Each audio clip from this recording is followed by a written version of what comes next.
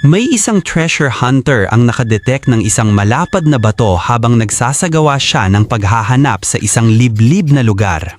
Kapansin-pansin ang malalim na crack sa batong ito at nang ilapit niya ang kanyang metal detector, bigla itong tumunog ng malakas, isang malinaw na palatandaan na may kakaiba sa loob ng bato.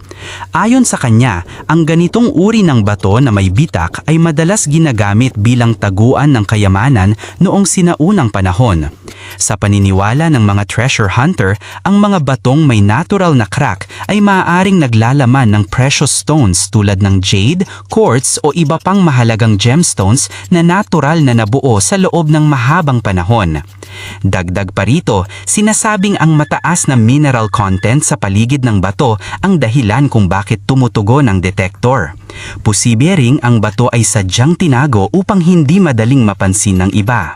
Hanggang ngayon, nananatiling misteryo kung ano talaga ang laman ng batong ito. Ngunit, ayon sa mga palatandaan, may mahalagang kayamanang nagtatago sa loob nito.